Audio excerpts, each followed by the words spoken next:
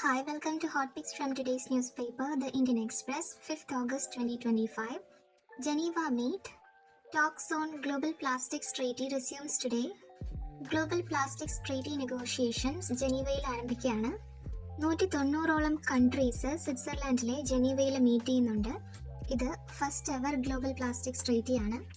Plastic pollution end ചെയ്യുന്നതിന് വേണ്ടിയിട്ട് ഒരു ലീഗലി ബൈൻഡിങ് ഫ്രെയിംവർക്ക് ക്രിയേറ്റ് ചെയ്യുക എന്നുള്ളതാണ് എയിം. മറൈൻ എൻവയോൺമെന്റിനെയും ഇൻക്ലൂഡ് ചെയ്യുന്നുണ്ട്. ഇതിനു മുന്നേ ഒരു ടോക്സ് നടന്നത് സൗത്ത് കൊറിയയിലെ ബൂസാനിലായിരുന്നു. പക്ഷേ ഇഷ്യൂസ് ഒന്നും റിസോൾവ് ചെയ്യാത്തത് കൊണ്ട് തന്നെ ആ ടോക്സ് ഒക്കെ കൊളാപ്സ് ആയി എന്ന് വേണം പറയാൻ. പണ്ട് ചർച്ച നടത്തിയപ്പോൾ ഉണ്ടായിരുന്ന മെയിൻ ഡിസഗ്രിമെന്റ്സ് ഏതിലൊക്കെയാണെന്ന് വെച്ച് കഴിഞ്ഞാൽ, ഒന്ന് പ്രൊഡക്ഷൻ ഗ്യാപ്പ്, രണ്ട് കെമിക്കൽ എലമെന്റ്സിനെയൊക്കെ എലിമിനേറ്റ് ചെയ്യുന്നതിൽ, പിന്നെ ഹാംഫുൾ ആയിട്ടുള്ള പ്ലാസ്റ്റിക് പ്രോഡക്ട്സ് ഫേസ് ഔട്ട് ചെയ്യുന്ന കാര്യങ്ങളിൽ.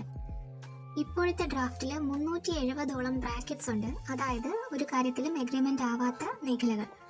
പ്രോബ്ലം എന്താണെന്ന് വെച്ച് കഴിഞ്ഞാൽ പ്ലാസ്റ്റിക് പ്രൊഡക്ഷൻ അങ്ങ് ഡബിൾ ചെയ്തു. 234 മില്യൺ ടൺസിൽ നിന്നും 460 മില്യൺ ടൺസിലേക്ക് പ്രൊഡക്ഷൻ ഡബിൾ ചെയ്തു. 2019 കണക്ക് പ്രകാരമാണ് ഇത്. അതേപോലെ തന്നെ പ്ലാസ്റ്റിക് വേസ്റ്റും ഡബിൾ ചെയ്തു. 156 മില്യൺ ടൺസിൽ നിന്നും 353 മില്യൺ ടൺസായിട്ട് പ്ലാസ്റ്റിക് വേസ്റ്റും ഉയർന്നിട്ടുണ്ട്.